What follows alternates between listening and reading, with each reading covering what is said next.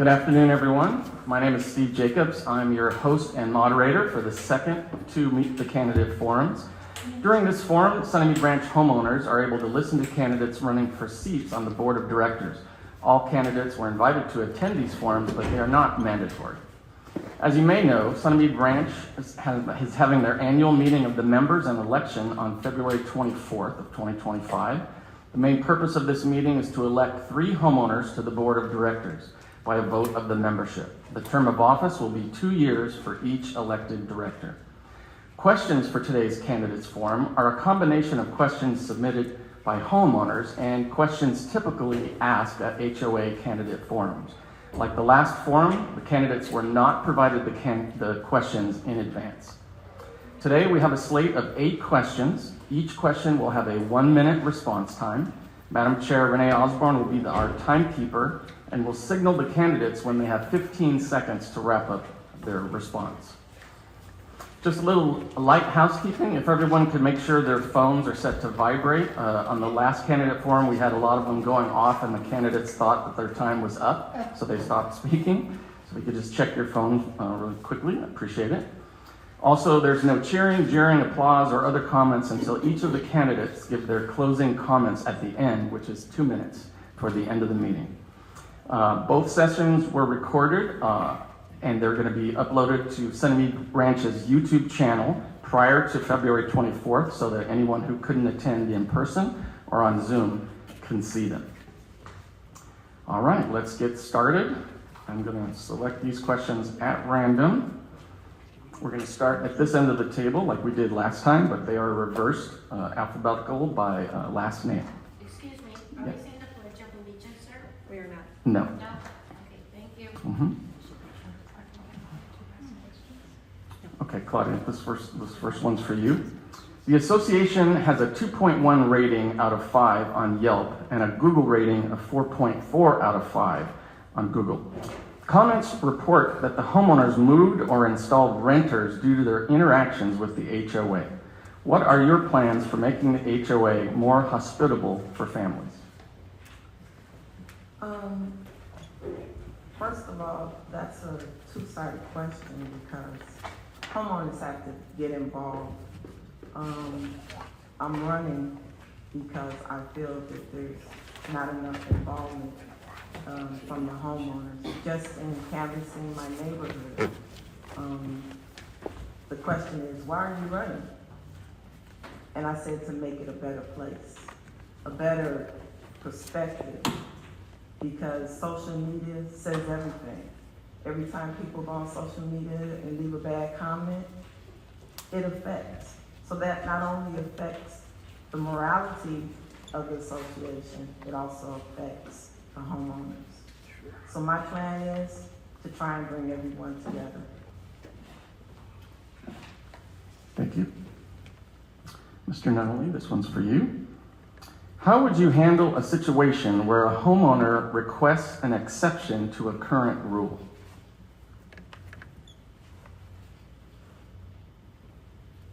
There you go. Homeowners are asking for an exception to a current rule. I would advise the homeowner that the exception itself would have to be brought before the board, and if it's one that makes a major change, it would have to be voted in by the major body, the association itself. The membership would have to vote into it. Otherwise, the board would make a determination as to whether or not to accept the exception.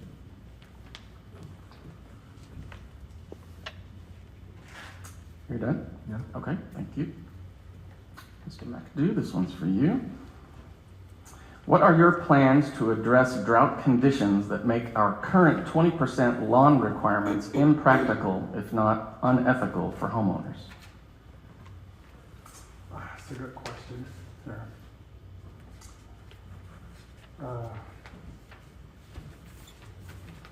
Think about this.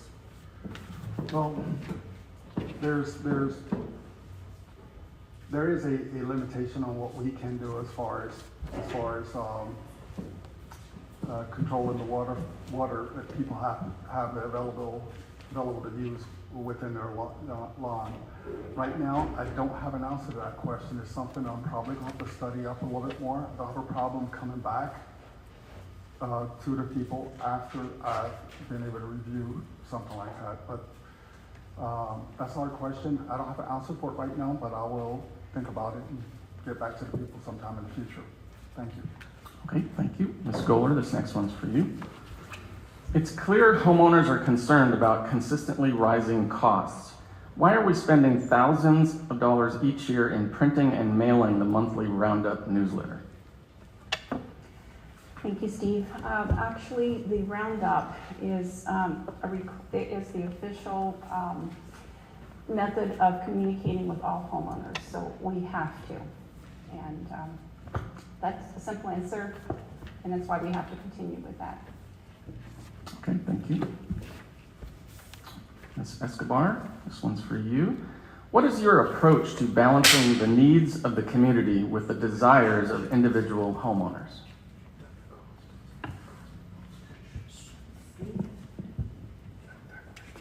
Well, that's a tough one. Okay, the needs of the community and the desires of the homeowners, they are different, they clash a lot of times. And what we want to do as board members is try to bring them together. In other words, see what we can do to actually have the homeowners' needs and the community's needs join together, so that we're united as one. Thank you. All right, Ms. Tyus, this one's for you. At the last candidate forum, several candidates agreed that the hefty fines are necessary to keep homes in compliance.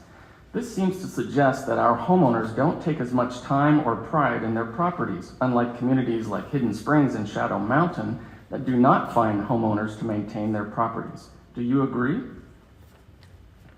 First of all, Shadow Mountain and Hidden Springs do not have a homeowners association. First of all, Shadow Mountain and Hidden Springs do not have a homeowners association. There's places that you can go into each one of those communities and find it not desirable to want to live next to. Also, what a lot of people don't realize, you have two sides of rules, the ones from the city and the ones from the association that you have to abide by. Just like trash can, for example. City, 12 hours before, 12 hours after. The association has the same rule.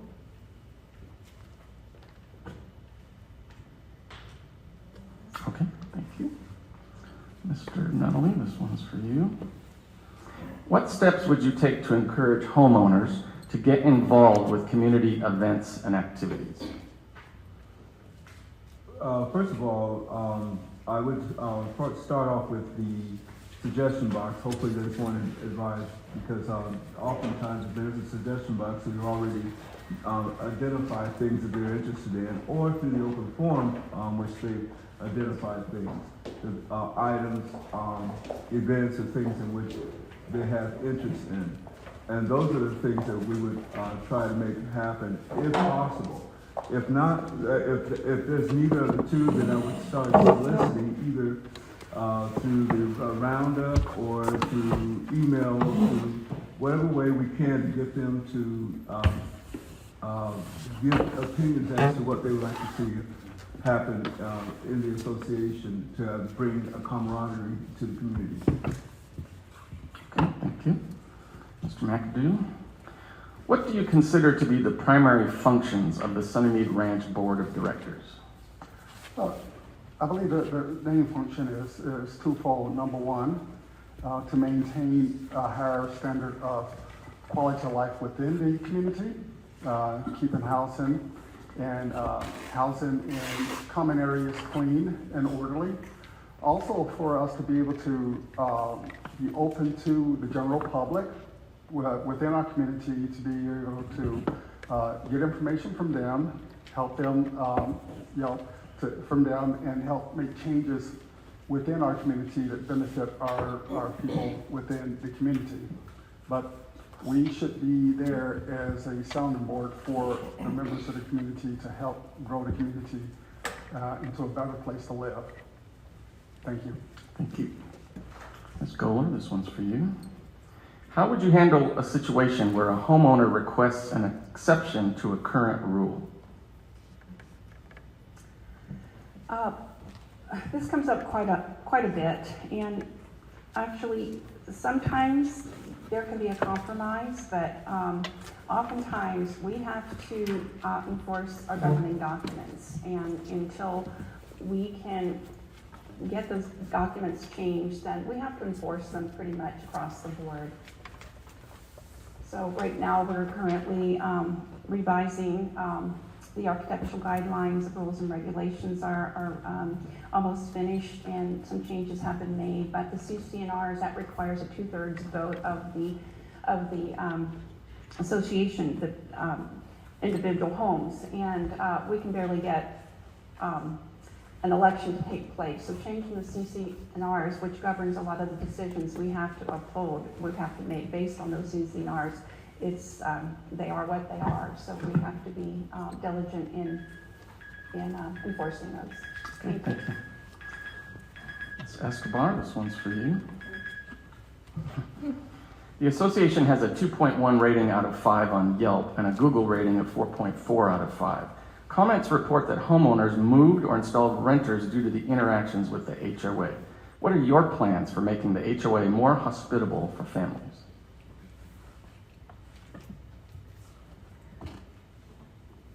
My plan would be to work hand in hand with our board, or my other 4 colleagues, and see what we can do about establishing more community functions, bringing in more family-oriented functions for our community, and move forward with bringing people in to join committees, be on committees. We've got a lot of openings on committees, and you start on that committee is where you need to start and get to know people.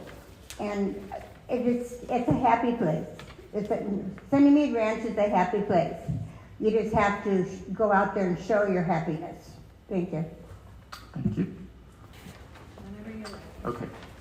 This question is from Ms. Tyus.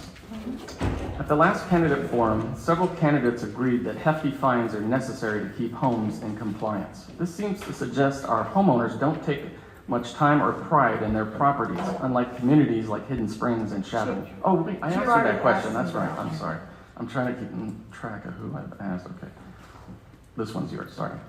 What do you consider to be the primary function of the Sunnymead Ranch Board of Directors? The primary function of the board of directors is to govern through the bylaws and the CC&Rs, according to the Sterling Davis Act. They're also your advocate. On the RoundUp, each board member's email address is in there. If you have a problem or if you have an issue, you don't like what's going on in the office, reach out to a board member. I had an issue. It was about trying to get a date reserved for the clubhouse. I reached out to the board member. Not only did I reach out to the board member, I also showed up at a coffee with the directors. So they're just not here to apply the rules, but they're here to help you through it. Thank you. All right, Mr. Nunally, this question's for you. Hold on. User error. Okay. All right. It's clear homeowners are concerned about consistently rising costs. Why are we spending thousands each year printing and mailing the monthly RoundUp newsletter? Like it was previously stated, the RoundUp itself is the main tool to get information out to the homeowners. It's a way to ensure that all the things that the board has indicated has passed, upcoming events, anything that was happened in a previous meeting in which there was questions. This is where to get their information at. And also give the things that may be coming up, such as surveys for something else that they may want to have information on. This is a way to get information back to the board to help them prepare for the upcoming meeting. So they would continue to do this. Okay, thank you. Mr. McAdoo, this one's for you. What is your approach to balancing the needs of the community with the desires of individual homeowners? Well, rules and regulations are necessary to keep things uniform. The challenge does come when someone wants to do something that's a little bit different. I believe that is where the door is open for the board, for people to be able to communicate with the board. And the board, if it's dependent upon what activity or items that the person is, wanting to do that's a little bit different, then, it can be worked through committees, or it can be just a open discussion to communicate to the individual that that there's certain changes or things that you cannot do that are not uniform with the way that the associations run. And they're just going to, to some degree have to understand that. Thank you. Thank you. All right. This one's for Ms. LeGrande. What steps would you take to encourage homeowners to get involved in community events and activities? First of all, I want to apologize for being late. I go to church on Sundays, and I go to church in Los Angeles, so we had to face that traffic coming back. And we didn't think it would be that bad, but it was. Now that I said that, could you repeat the question, please? Sure. I paused your time. Thank you. What steps would you take to encourage homeowners to get involved in community events and activities? Communication. Posting in the RoundUp is one way that we communicate. We participate, I think board members should participate in just about all the activities, and which would give a camaraderie of the board with the homeowners. 15 seconds. So I think, intermingling, letting people know that you are a part of this establishment. We're a family. We're a group that works together, and I think that would help us to engage more together. When I put my guard down and say, hey, I'm just like you. I feel like Thank you. you. Thank you. But I want to so much. enjoy our time together. All right, Ms. Goeler, this one's for you. What do you consider to be the primary function of the Sunnymead Ranch Board of Directors? We wear a lot of hats on the board of directors. I think first and foremost, we are responsible for the financial management of our income and our expenditures. So making wise decisions in that regard. Also, we have to enforce, as I said before, the governing documents. We have to maintain everything you see around you, the common properties. We have to make sure that our equipment is in working order, does not provide any liability risks if it's not in good order. And we also give direction to the management company. They do take care of the day-to-day operations, but we give them direction, and we need to keep an eye on to make sure that they're following the directions that the board of directors sets forth. Thank you. Thank you. Ms. Escobar, this one's for you. What are your plans to address drought conditions that make our current 20% lawn requirements impractical, if not unethical, for homeowners? We currently have 20% lawn. By 2029, we'll have to have drought-free lawns, all over, because the water company is going to be cutting back on the water, and there you go. We've got to start doing that too. So right now, we are doing renovations with drought-tolerant shrubberies and stuff to make it, for us to use less water now, preparing for the future. But as homeowners, we all need to prepare because it's coming in 2029. There will not be even a 20% lawn requirement. Thank you. Thank you. Claudia, this one's for you. What steps would you take to encourage homeowners to get involved in community events and activities? Yes. The steps that I would take for homeowners to get involved: start showing up. Use your 3 minutes every month. Open forum. Whether it's open forum on Zoom or open forum in person. It begins with you. The board can put on, an activities committee can put on anything and everything. But if you don't make it important enough to show up, there's nothing that I can do. It starts with you first. Thank you. Mr. Nunally, what is your approach to balancing the needs of the community with the desires of individual homeowners? That is a challenge there. Everybody has needs on things that they like to see done. The thing is that does the individual needs themselves coincide with the community? If not, then we would have to advise that person that unfortunately we cannot handle their individual needs. They would still have to comply with the community. As such, but if it is something that if it's just a minor thing that really does not is not detrimental to the community, I mean to the association as a whole, then we probably would allow it within reason. So that's my take on that. Thank you. Mr. McAdoo, how would you handle a situation where a homeowner requests an exception to a current rule? Well,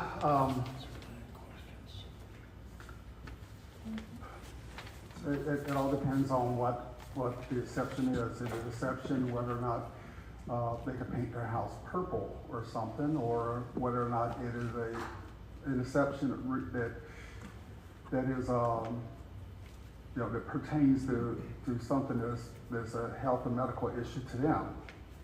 For things that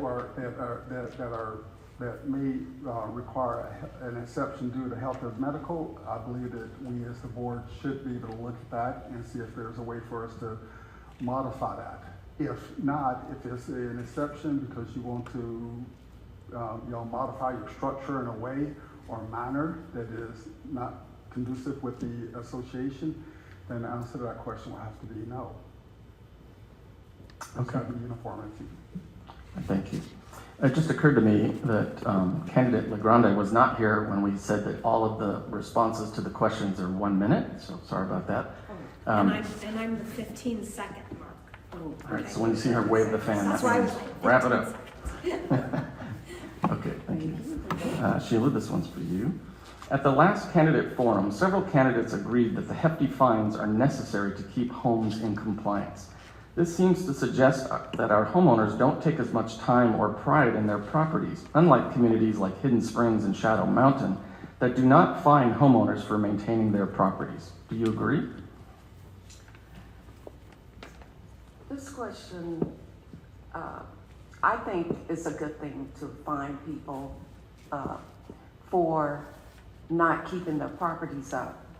But I would like to see exactly how much time we're giving people to fix up their properties and what does that take? What is that like? You know, some of us have a lot of stuff to do on our properties. Some things take priority over others.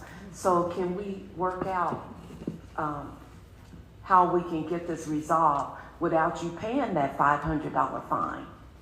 And so that's how I would like to see it. Okay, thank you.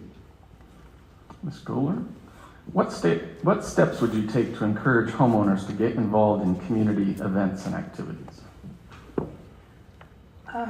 Having been on the activities committee in the past and being on the board, we do all that we can, which includes announcements in the RoundUp, postings on the doors here at the clubhouse, banners out by the street. Our websites always have the announcements in advance. Our RoundUp, everything we do, and we will continue to do. So also just talking with our neighbors, knowing if they ever attend things and knowing that they don't, but it's always nice to invite them, remind people, even if they sometimes do, sometimes don't, just remind them that it's coming up, don't miss it. Thank you. Thank you. Ms. Escobar, what do you consider to be the primary functions of the Sunnymead Ranch Board of Directors? Sunnymead Ranch is a corporation. It is, as a board member, one of 5 board members, it is our responsibility to keep the corporation running without failure. As far as financially, we need to make sure that we always have enough money in the account to cover any expenses that may come about. We operate as a corporation, we operate as a team. The board is a team, and we're team players, and we need to make sure that we stay team players and keep this beautiful place beautiful. Thank you. Thank you. Ms. Tyus? It's clear that homeowners are concerned about consistently rising costs. Why are we spending thousands each year in printing and mailing the monthly RoundUp newsletter? Well, as you heard a current board member say, that it's mandatory. So you have no other choice. The only thing that I can say is, let's run ads in it and get sponsorship to bring down the cost. Thank you. Okay, thank you. Mr. Nunally, what are your plans to address the drought conditions that make our current 20% lawn requirements impractical, if not unethical, for homeowners? Oh, that was difficult, because see, here's the thing. We've always had drought conditions, now it's just made worse with the fires and such, and the climate change. So we're going to be hitting more heat, which means there's less water, less rain. So we would, the thing is that the board, as of right now, should be looking at alternative ways to put information out to the homeowners to start looking into things to get ready for those drought conditions, meaning drought resistance, grass, plants, whatever, and give them suggestions to come prepare, so that way it doesn't sneak up on them and say in 2029 saying you got to do it at this point. Get them ready ahead of time. Thank you. Mr. McAdoo, at the last candidate forum, several candidates agreed that hefty fines are necessary to keep homes in compliance. This seems to suggest that our homeowners don't take as much time or pride in their properties, unlike communities like Hidden Springs and Shadow Mountain that don't find homeowners to maintain their properties. Do you agree? I don't think this suggests that our people in our community don't have pride in their houses at all. The purpose of the fines is to maintain the conformity and to ensure that people keep their living spaces clean and don't adversely affect other people's neighborhoods. The difference between our community can be very clearly seen if you drive through our neighborhood and then drive through those neighborhoods, and you can see the deltas between property A and property B next to one another. When you see the people that don't have to maintain a level of quality or uniformity in their neighborhood. I think when you drive through this neighborhood, you see that people do care. The neighborhood looks great. Thank you. Thank you. Ms. LeGrande, what is your approach to balancing the needs of the community with the desires of individual homeowners? The needs of the community, the desires of the homeowners, they're one and the same. The needs, the community are the homeowners. So, it's their needs that we would have to be fulfilling. And so if we work together and we have to figure out what the needs are before we can make any kind of difference. So if we get together on what is needed, then we can work together on how we can work it out, how we can make it happen. And the board members are there to make that happen, to communicate, to get the needs of what does the community want. I think that's one thing that's been lacking from some of the things going around here. We don't know exactly, or we don't pay attention to what the community actually wants. Okay, thank you. Ms. Goeler? The association has a 2.1 out of 5 rating on Yelp and a Google rating of 4.4 out of 5. Comments report that homeowners moved or installed renters due to the interactions with the HOA. What are your plans for making the HOA more hospitable for families? Would you repeat that question? Sure. I've heard it several times and something's just odd about it. Would you repeat it Sure. so I can adequately answer, please?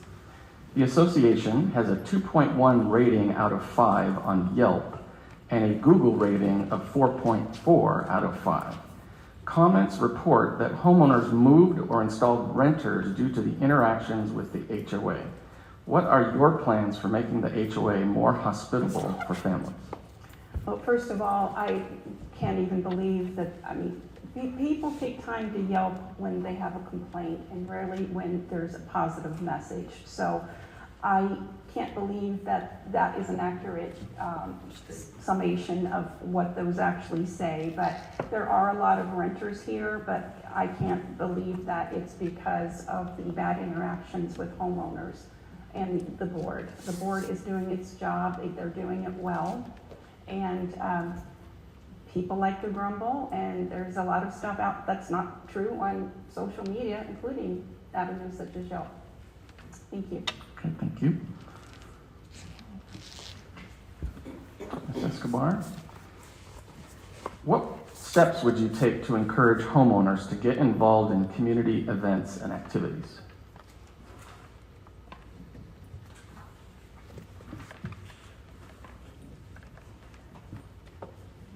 I think, first of all, we have to do more publicizing our events. So make sure, we do put it out there in the roundup, we do put banners out and stuff, and we do send e-blasts. So we are communicating with our homeowners, but I think we need to maybe address them more. Maybe we have various clubs that meet different times, Saturdays, Sundays, during the week.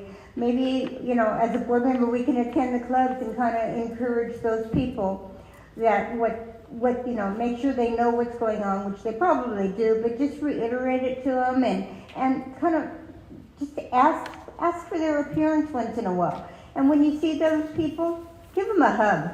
It doesn't hurt to hug somebody or shake their hand and let them know that you respect them, you're glad that they're there, and you welcome them. Thank you. Ms. Tyus, this one's for you. What are your plans to address drought conditions that make our current 20% lawn requirements impractical, if not unethical, for homeowners? Well, my plan would be to continue on the road that we are currently on. The wastewater, the water company is giving a percentage dollar amount to remove turf. And just this last month's meeting, it went up another $1, which saved the homeowners $63,000. So we're ahead of the game.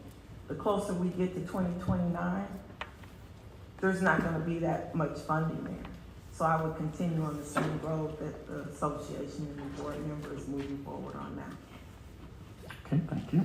Mr. Nunally, what do you consider to be the primary functions of the Sunnymead Ranch Board of Directors?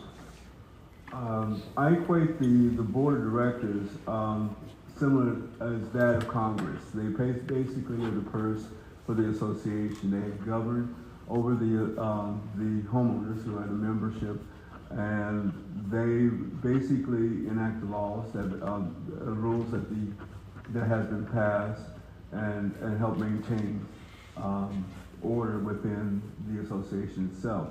Now, there's things that change that it's up to the board itself to take that in association,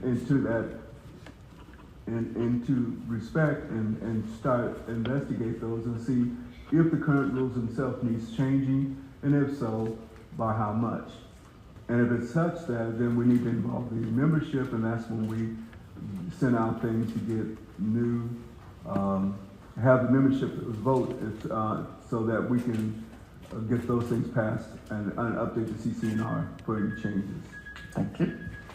Mr. McAdoo, it's clear homeowners are concerned about consistently rising costs. Why are we spending thousands each year in printing and mailing the monthly RoundUp newsletter?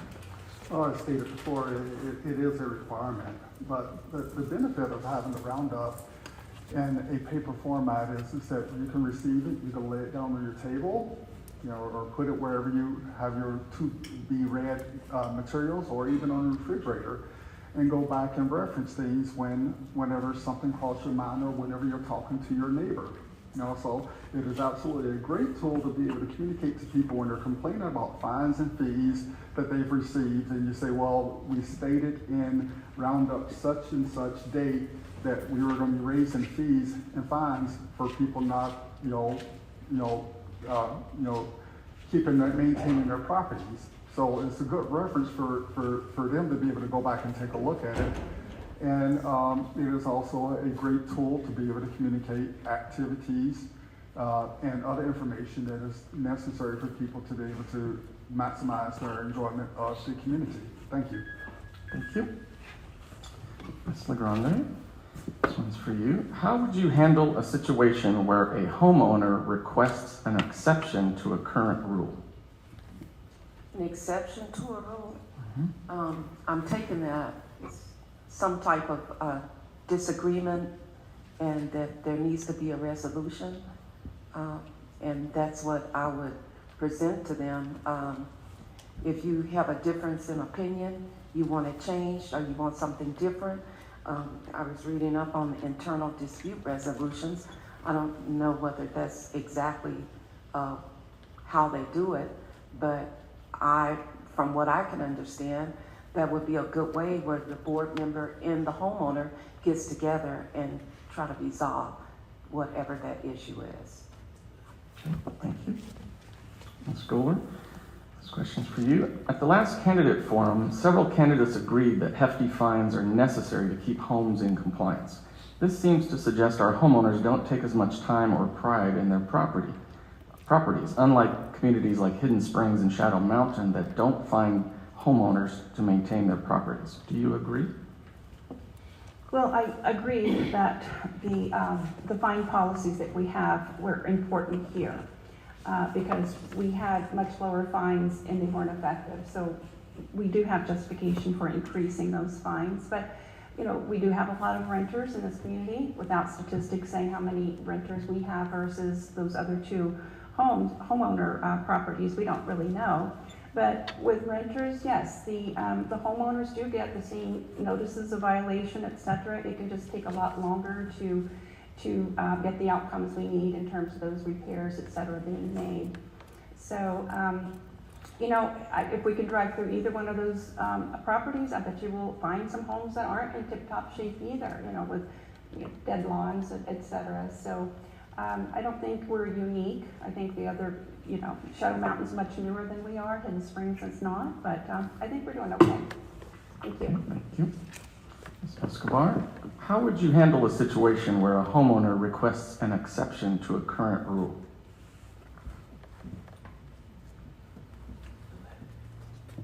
Okay, first of all, I'm not in favor of giving an exception to anybody for anything. I'll be very honest. I think if we have a rule, we're going to follow the rule. If they come to the board or come to me or any of our members with their problem, I think we can negotiate something, but not as far, I don't want to call it an exception. I want to follow through. There's certain circumstances that maybe need to be dealt with, but exceptions I'm not in favor of. Okay, thank you. Ms. Tyus, this one's for you. What is your approach to balancing the needs of the community with the desires of individual homeowners? The needs of the community and the desires of the homeowners. Well, first of all, the desires of the homeowners, I go back to your 3 minutes once a month. Prime example, the pickleball court. We didn't always have it, but several homeowners came in here and voiced their 3 minutes one by one. And now we have a pickleball court. Same thing for how you feel the rules and regulations. Some things can be changed. You don't like the landscape that the association is saying that you must do when you change your landscape. You want more updated to see inside what's going on. Get your homeowners together, come in here and do your 3 minutes. They will have to address it. Thank you. Thank you. Mr. Nunally? The association has a 2.1 rating out of 5 on Yelp and a Google rating of 4.4 out of 5. Comments report that homeowners moved or installed renters due to interactions with the HOA. What are your plans for making the HOA more hospitable for families? Well, first of all, you would need to investigate as to the reason why these people are leaving or have renters in those places where, and the reason behind their ratings for having for giving the association such a low rating. And if it's something that the board itself can address, if it's something that has been addressed, but maybe the information hasn't got out, we probably want to make sure that information does get out. If it's something that hasn't been addressed, that needs to be brought out. Now, the biggest thing that's happened with the association at current is there's a lot of apathy. A lot of things people don't do because they feel nothing's going to change. So they'll just let things happen, even though they're frustrated over behind everything that's going on. Thank you. Mr. McAdoo? What steps would you take to encourage homeowners to get involved in community events and activities? Well, I think one of the challenges you have is you have a broad cross-section of demographics in the association, which means that you have people that have different interests based on age and based on age. Some people have families. We have a lot of people that are older in the community, like myself, and some of the people here in the room as well. And we have different activities that we would like to do versus somebody that's young. I think one of the things that activity committee should consider is doing a survey of the type of people that we do have within the community and being able to break out activities based on those different demographics and be able to target activities towards them and then communicate those activities through different forms or methods to better get turnout. You can't have a one for all for everything. Okay, thank you. Ms. LeGrande, what do you consider to be the primary functions of the Sunnymead Ranch Board of Directors? Leadership. There has to be leadership, and that's the primary role of the board.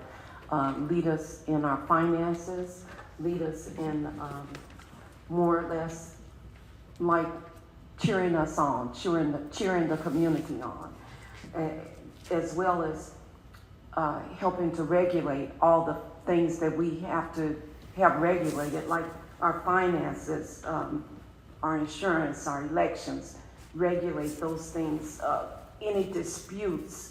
Because what I think a lot of people forget is, we talked about this the other night, that Davis-Sterling Act, because the board is accountable to the Davis-Sterling Act. And so with that act, we have to, all the things that we have to do to comply, we have to answer to that Davis-Sterling Act, the government, as to did we do due diligence as to what we are supposed to do. Thank you. Ms. Goeler, what is your approach to balancing the needs of the community with the desires of individual homeowners? Well, I think it's important that the board of directors is open to suggestions from the homeowners. What's important to realize is that we are the keepers of the finances, and we have budgets that are formulated based on what our expenses have been, build in the increase that's expected, and what we can, do to maintain or keep the expenses down and not unnecessarily raise dues or an amount that's, none of us want to pay, including us as homeowners. So it's a matter of choosing. Community can want something, but if it doesn't serve a certain amount of the community, we can't just put in something that's going to benefit, a half dozen people. We have to make make decisions that have the best ROI, return on investment. So I'll just leave it at that. Thank you. Thank you. Ms. Escobar? At the last candidate forum, several candidates agreed that hefty fines are necessary to keep homes in compliance.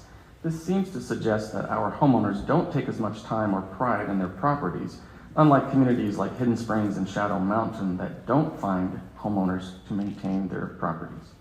Do you agree? I've been waiting for this question.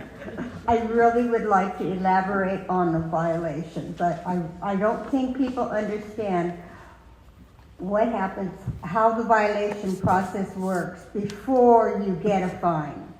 Okay, the violation process is number one, they go out on day one, they find a violation. You receive a letter in the mail, you've got 30 days to correct your violation. If you don't correct your violation, or if you fail to call and communicate with the office to get an extension, you will get a second letter.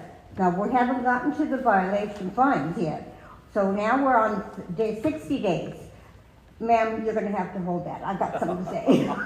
10 seconds. Anyway, we are now on 60 days and there's no fine. You have the opportunity to come to a hearing, discuss your problems, ask for an extension, explain what you're going to do. That's 90 days before a fine Thank ever you very goes much. out. Your time is up. Sorry. All right, we're on the final list of questions. I'll start with Ms. Tyus. How would you handle a situation where a homeowner requests an exception to a current rule? I don't believe in exceptions. I don't believe in exceptions. That's a slippery slope because it'll be, well, they gave such and such this, but they didn't give it to me.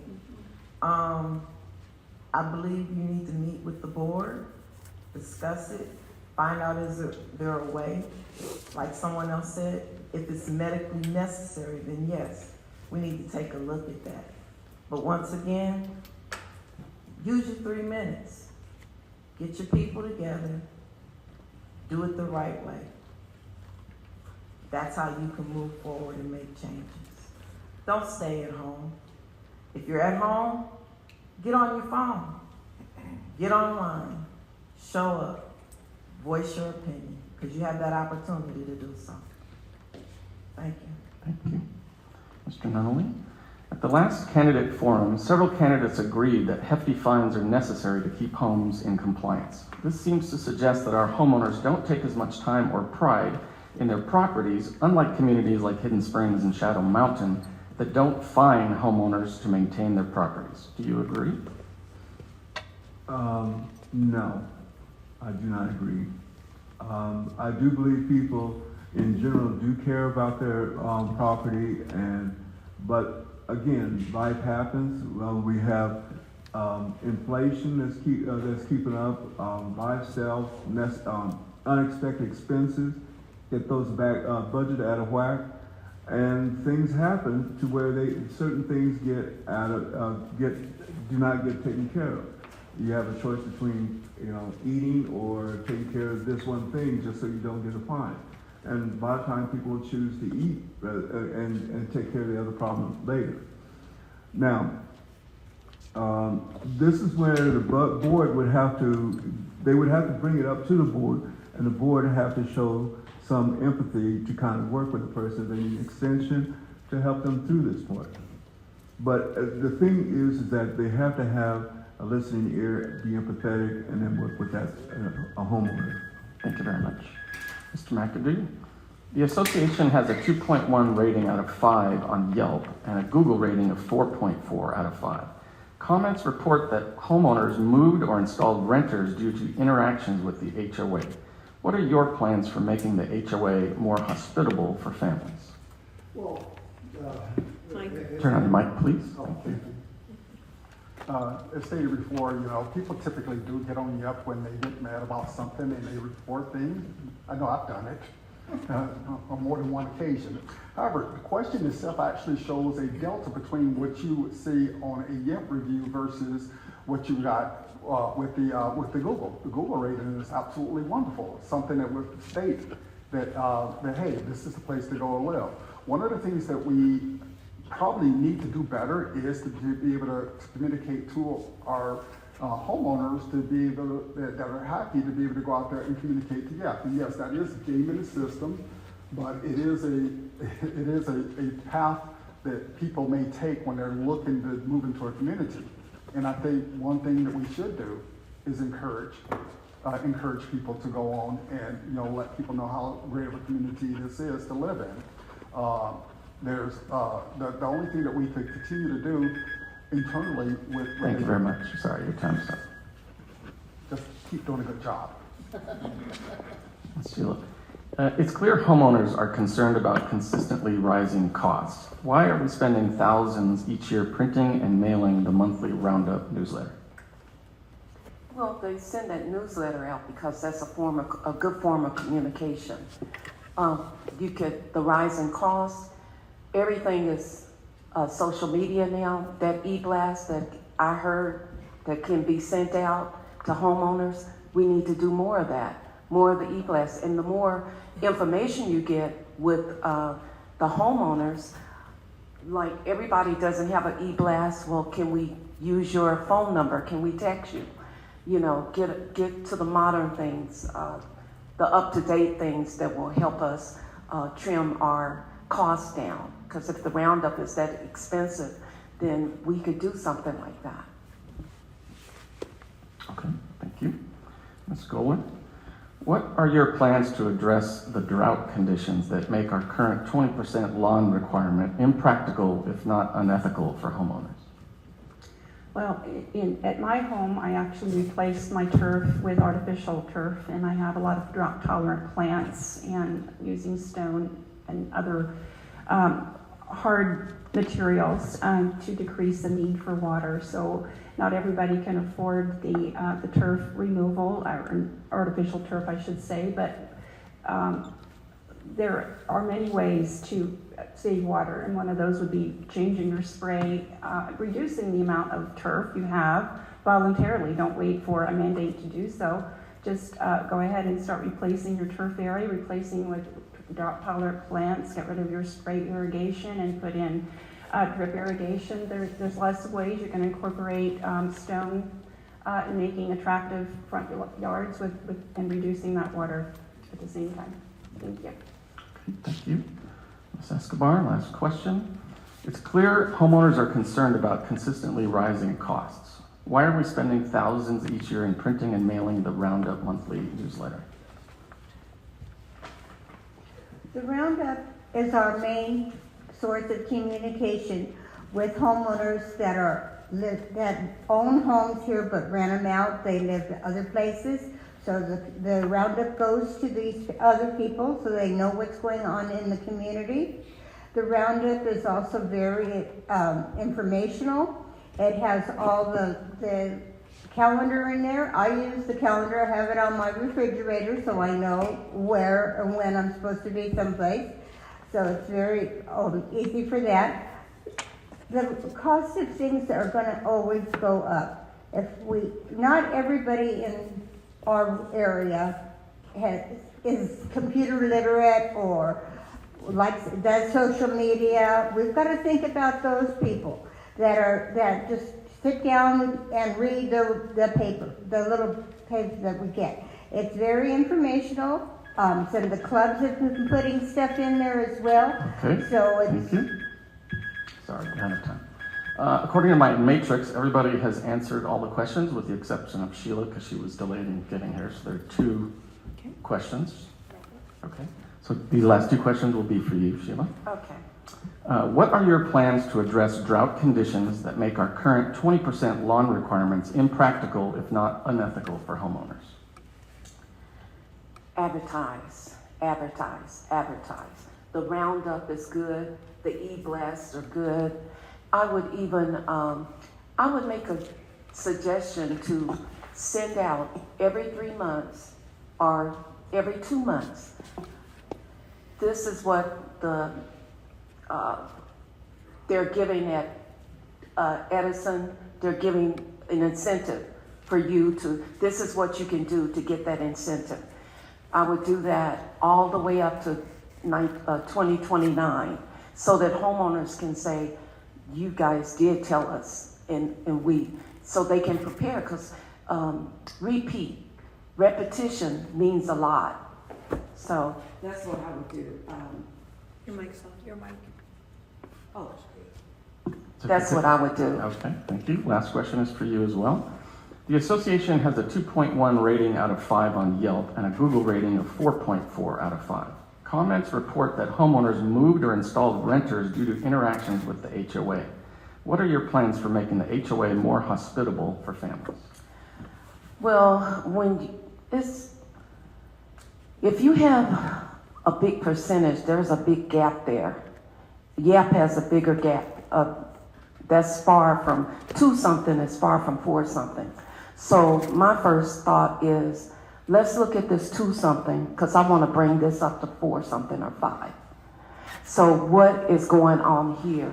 I would have to say, let's look at our staff. Let's see what's going on with the staff and see if we can close the bridge or this gap on communicating with our office staff. If that's going to help, let's do that. Let's form a committee that can help people that need to get things done. Maybe the staff is overburdened. Maybe they have too much to do. So maybe we can do something in the interim to help them out with what they're doing. Okay, thank you very much. Okay, that does it for the questions. So we're going to move on to the final comments. Each candidate will have 2 minutes of time. And we'll start here at the end with Ms. Claudia Tyus. Thank you. Homeowners, thank you for coming in. Thank you for showing up. Stay engaged. It begins here, but don't just come for the 2 candidates and the vote. Start engaging, because you can't, no matter who you put on this board, the homeowners have to get involved. It must be important to you, just like you hold the board members accountable, you have to also start holding yourself accountable. My experience is what it is. You all have it in your voting material. I'm here for the community. I show up. I'm at the board meetings. I'm at the meet with the candidates. Meet with the directors for coffee. And I'm at the budget online with the directors. So that shows you where I'm at and where I'm willing to be in making the time and the effort. Thank you.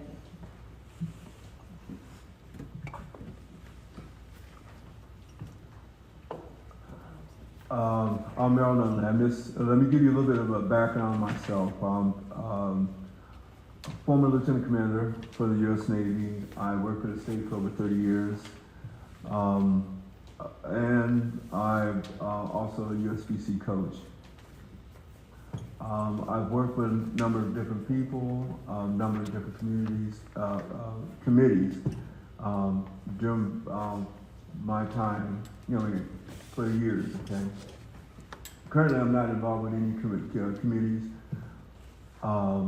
But I think what I believe is, as I mentioned earlier, is that the board itself acts as like Congress, as I mentioned it, and I equate it to that because they hold the purse strings for the association.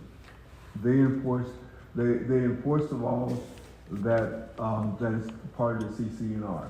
They redress the laws in terms of if there's anything that needs to be adjusted or changes.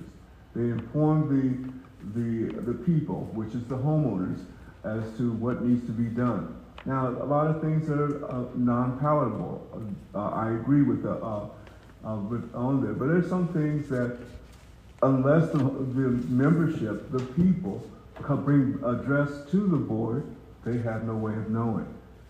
So, like it was said before, you have to make your business known to the board as to what it is that you have an issue with. Otherwise, anything that you're receiving right now, that's on you. Okay? You need to make your voices known. And if you do not do that, then what you have is on you. Thank you very much.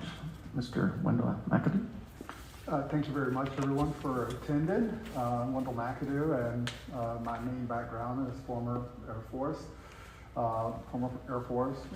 Satellite communications technician.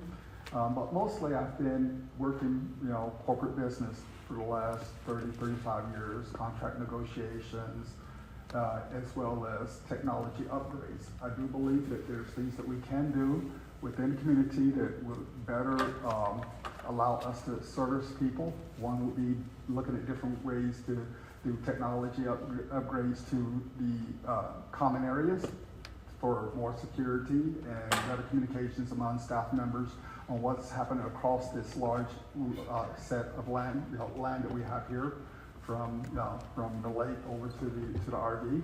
I would also like to be able to look at things from a different marketing direction, and that would go towards activities that we're going to be doing for people within the community, and just start trying to look at it in a different way from the current activities that we may have year over year. Now we should start looking at, as the demographics change, what can we do to better service the people within the community? And I think that's a better way to look at things.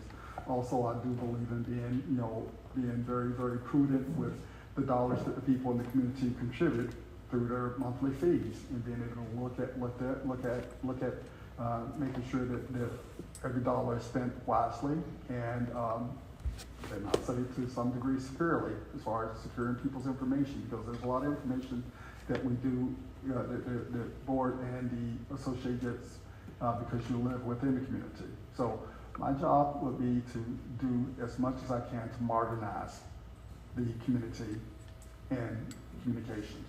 Thank you. Thank you.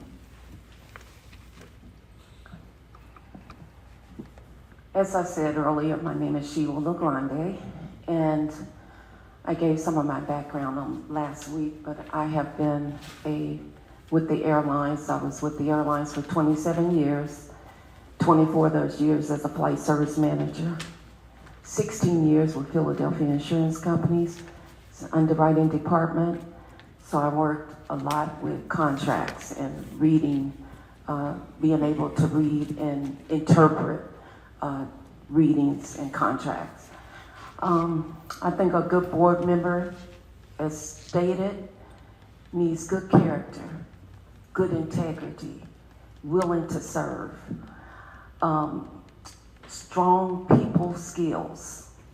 If you do not like working with people, do not be a part of a board member, because that is what it is about, serving people.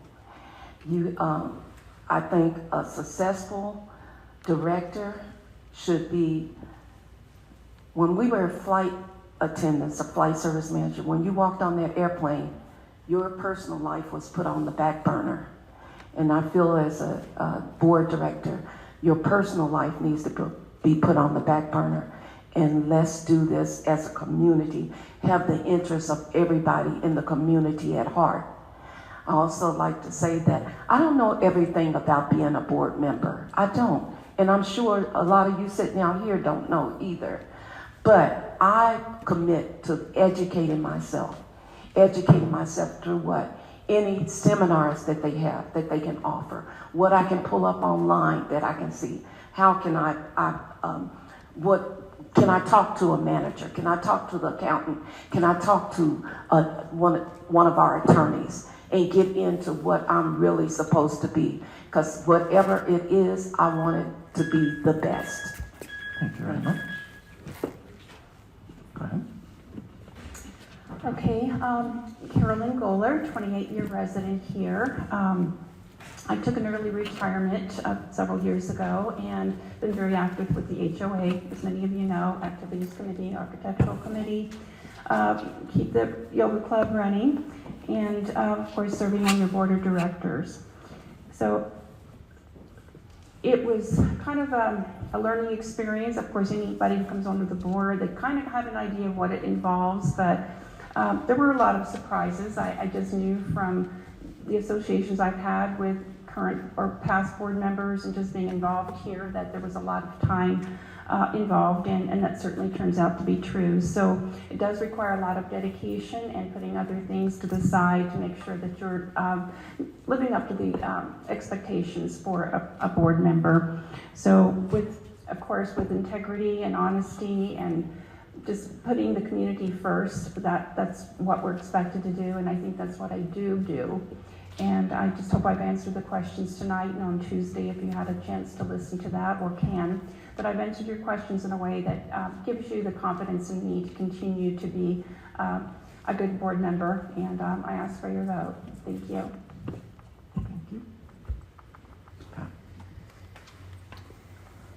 First of all, I want to say thank you to everybody that has come out today and listened to us. Some of you were here the other night. Some of you are new, or this is your first session. I appreciate that you've given up your personal time to come and listen to us. Now, I've been a part of this HOA for 38 years. I've been on the board for 5 years. I love what I do. This is my happy spot. So I ask for your vote. Let me continue working with my fellow co-workers as far as being on the board. I don't know what else to say. Please vote for me. Thank you very much. Well, that wraps up our second and final candidate forum for 2025. I'd like to thank all the candidates for their time. Would also like to thank Renee for being the timekeeper, as well as the audience that joined us on Zoom and here in person. Apologize for the technical issue on Zoom, but I think I have a backup audio thing running, so I think by the time this gets to YouTube, everyone should be able to hear this session just fine. It takes us a few days to get it uploaded because Renee does a time stamping, so that if people don't want to listen to the whole video, they can find out where the question is and where the timestamp is. So it's very time saving for those kind of people. Also, please don't forget to vote. It's February 24th. It's the last day. And just a little plug, in case you don't really know, the history, unfortunately, Sunnymead Branch has not had a good track record of meeting quorum on the very first vote. It takes 25%, which is approximately, I think, 607. So we need 607 people to step up and do it. Otherwise, it will get delayed, and I think it ultimately ends up costing the association some money. So please get out there and vote, and thank you, everyone, for your time.